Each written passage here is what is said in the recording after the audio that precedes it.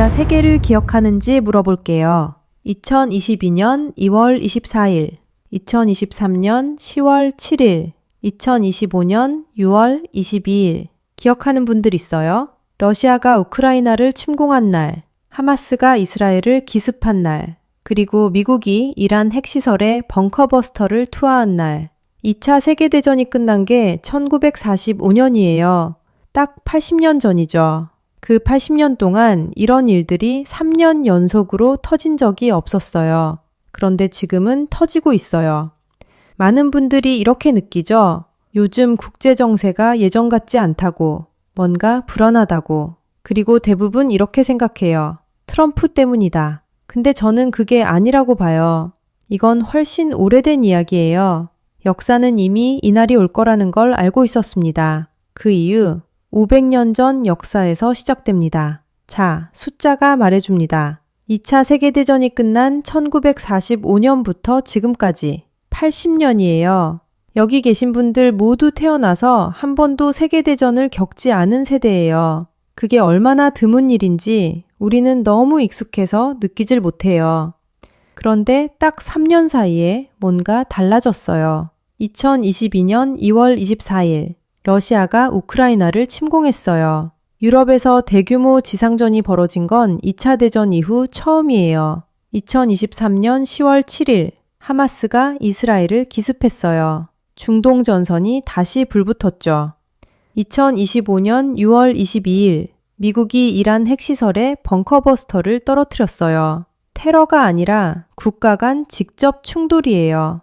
이게 우리한테 무슨 의미냐면 80년 동안 없었던 일들이 3년 만에 한꺼번에 터진 거예요. 우연이 아닌 거죠. 근데 왜 이게 다 지금 터지는 건지 그 뿌리가 미국에 있어요. 미국 하면 어떤 이미지가 떠올라요? 세계 경찰, 민주주의의 수호자, 어디서든 문제가 터지면 달려가는 나라. 근데 자, 여기서 핵심인데요. 그건 미국의 진짜 DNA가 아니에요. 미국의 초대 대통령 조지 워싱턴이 퇴임할 때 이런 말을 남겼어요. 미국은 어떤 외국과도 영원한 동맹을 맺어서는 안 된다. 외국 분쟁에 끼어들었다가 그 불똥이 미국으로 튀면 안 된다는 거죠. 왜 그런 생각을 했냐면 미국은 굳이 남의 일에 나설 필요가 없는 나라예요. 대서양과 태평양이 양쪽에서 막아주고 자원은 넘치고 인구도 많고 혼자서 잘 살 수 있어요. 이 고립주의가 건국 이래 100년 넘게 이어졌어요. 그런데 이걸 강제로 깬 나라가 있어요. 일본이에요. 1941년 12월 7일, 일본이 하와이 진주만을 기습했어요. 일본의 계산은 이랬어요. 미국은 고립주의 나라니까 전면전은 안 올 거야. 완전한 오판이었죠. 다음날 루즈벨트 대통령이 참전을 선언했어요. 그리고 그때부터 80년간 미국은 세계 경찰이 됐어요. 근데 지금 그 80년이 끝나가고 있어요. 그리고 이건 트럼프 때문이 아닙니다. WTO라고 들어봤죠? 세계 무역 분쟁을 해결하는 기구예요. 상소위원이라는 재판관들이 최종 판단을 내려요. 지금 그 상소위원이 한 명도 없어요. 완전 공석이에요. 언제부터 이렇게 됐냐? 2011년이에요. 누가 대통령이었죠? 오바마예요. 트럼프가 아니에요. 오바마 정부 때부터 미국이 상소위원 연임을 하나씩 막기 시작했어요. 새 임명도 막았어요. 2020년 이후엔 완전히 빈자리가 됐고 바이든 대통령이 들어오고 나서 어떻게 됐을까요? 트럼프 때 걸었던 대중 관세를 하나도 안 풀었어요.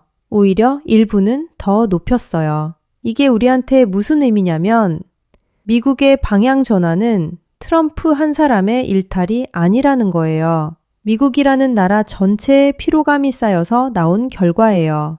루비오 국무장관이 이런 말을 했어요. 우리가 80년 동안 질서를 만들고 도와줬는데 다들 우리를 봉으로만 알았다고요. 미국이 만든 질서에 미국 스스로가 가장 먼저 등을 돌리고 있는 거죠. 그럼 미국이 빠진 자리에 누가 채워지느냐? 역사가 이미 시뮬레이션을 해봤어요. 하버드대학교 그레이엄 앨리슨 교수가 이런 연구를 했어요. 지난 500년 동안 기존 태권국과 새롭게 떠오르는 강국이 충돌한 적이 몇 번이나 있었는지 숫자가 말해줍니다. 총 16개 케이스가 나왔어요. 그 중에서 12번이 전쟁으로 끝났어요. 75%예요.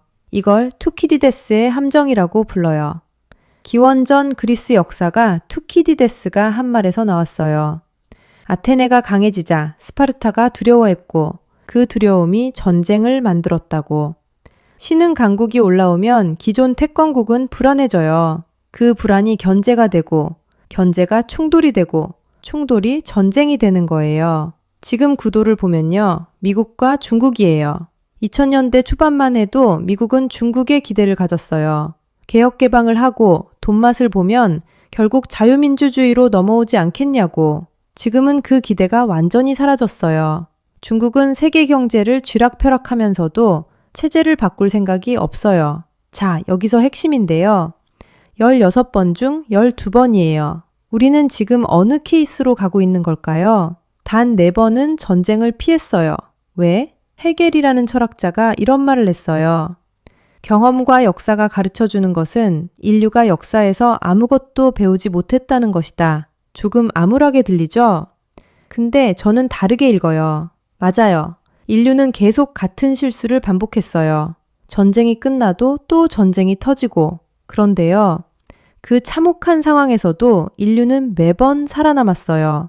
그것도 그냥 버텨서가 아니라 결정적인 순간에 누군가 이타심을 발휘했기 때문이에요. 협상 테이블에 앉은 누군가, 협정에 서명한 누군가, 햇버튼 앞에서 손을 뺀 누군가.